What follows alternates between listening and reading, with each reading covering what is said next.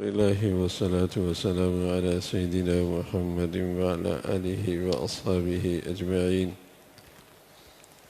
الحمد لله والصلاة والسلام على سيدنا محمد وعلى آله وأصحابه أجمعين. أما بعد.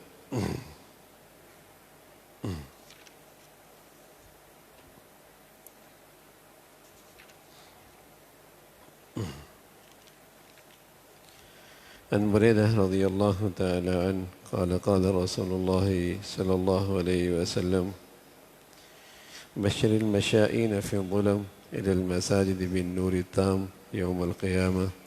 حضرت بریدہ فرماتے ہیں رضی اللہ تعالی عنہ، پیارے رسول صلی اللہ علیہ وسلم نے فرمایا کہ اللہ کے جو بندے اندھیروں میں مسجدوں کو بجاتے ہیں، ان کو بشارت سناؤ، ان کے اس عمل کے صلے میں قیامت کے دن ان کو اللہ تعالیٰ کی طرف سے نور کامل عطا ہوگا۔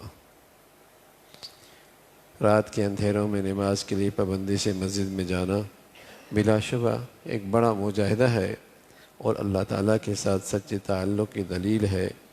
ایسے لوگوں کے لیے اللہ تعالیٰ نے، اللہ کے رسول صلی اللہ علیہ وسلم نے انہیں ایک زبانی بشارت سنائی کہ ان کے اس عمل کے سلسلے میں قیامت کے اندھیروں میں ان کو اللہ تعالیٰ کی طرف سے نور کامل عطا ہوگا۔ فبشرا لہم وطوبی لہم، یقیناً ان کے لیے بڑی خوشخبری ہے۔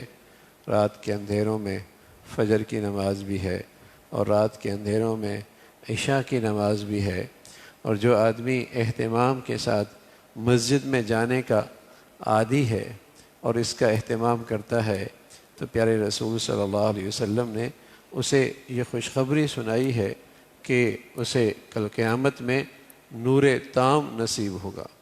حضرت ابو ہریرہ فرماتے ہیں پیارے رسول صلی اللہ علیہ وسلم نے فرمایا 7 قسم کے آدمی ایسے ہیں جنہیں اللہ تعالیٰ اپنی خاص رحمت عطا فرمائیں گے، اور وہ اللہ تعالیٰ کی خاص رحمت کے سائے میں ہوں گے قیامت کے دن۔ اس دن اور اللہ کی اس رحمت کے سائے کے سوا اور کوئی سایہ بھی نہیں ہوگا۔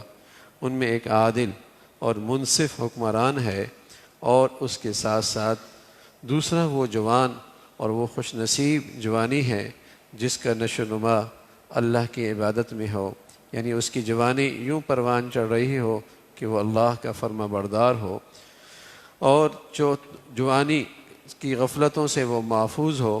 اور تیسرا وہ شخص ہے کہ جس کے مسجد میں باہر جانے کے بعد بھی اس کا دل مسجد میں اٹکتا رہتا ہو کہ جب تک کہ پھر مسجد میں نہ آ جائے۔ یعنی ان خوش نصیب لوگوں میں ایک وہ شخص بھی ہے جس کا دل مسجد میں لگتا، اور مسجد میں سے باہر چلا بھی جائے تو اس کے اندر مسجد میں جانے کا ایک شوق اور طبیعت اسی کی طرف ہو، اور اس وقت تک اسے چین نہ آتا ہو جب تک کہ پھر مسجد میں نہ چلا جائے۔ اس کی ایک مثال مچھلی ہے، پانی میں رہتی ہے، سکون سے رہتی ہے، اور اسے اگر باہر ڈال دو تو تڑپتی ہے، اور پھر اسے اگر پانی میں ڈال دو پھر سکون میں آ جاتی ہے۔ تو اس کی طبیعت مسجد میں لگتی ہے۔ تو پیارے رسول صلی اللہ علیہ وسلم نے بتایا کہ وہ مسلمان بڑے خوش نصیب ہیں جن کا دل مسجدوں میں لگتا ہے، جن کا دل مسجدوں میں لگتا ہے۔ اور ظاہر ہے زندگی کے تقاضے باہر بھی ہیں، اور زندگی کا مشغلہ مسجد سے باہر بھی رہتا ہے، اور وہ بھی زندگی کی ضروریات ہیں، لیکن اس کا دل مسجد میں اٹکا ہوا، اس کا دل مسجد میں اٹکا ہوا۔ مسلمان مسجد میں جلدی آتا ہے، آرام سے جاتا ہے۔ یہ جو ہمارے ہاں آہستہ آہستہ ایک معمول بنتا چلا جا رہا ہے، جیسی فرض نماز ہوئی نکلے اور کھڑے ہو گئے، اور ایک دم جو ہے وہ مسجد صفوں سے فوراً نکلنے لگے۔ حالانکہ ایسا نہیں ہے۔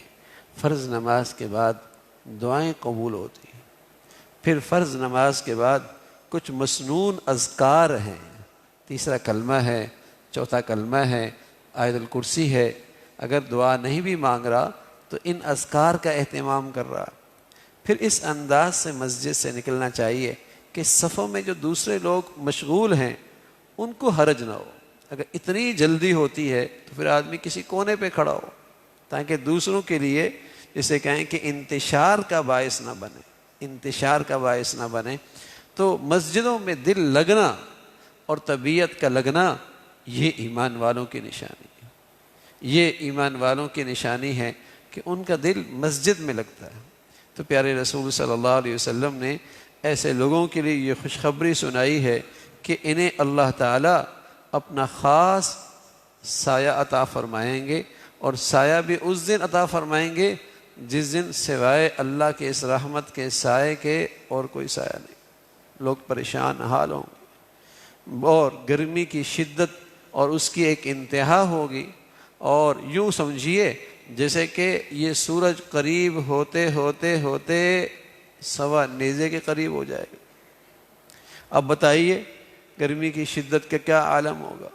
تو اس کا ایک نقشہ یوں بھی کھینچا گیا کہ لوگ پسینے میں ڈوبی ہوئی ہوں گے، کوئی ٹخنوں تک اور کوئی گھٹنوں تک اور کوئی ناف تک اور کوئی گردن تک اور کوئی سر کے بال کی چوٹی تک، اس قدر پسینہ، پانی نہیں پسینہ، اس قدر کیفیت ہوگی۔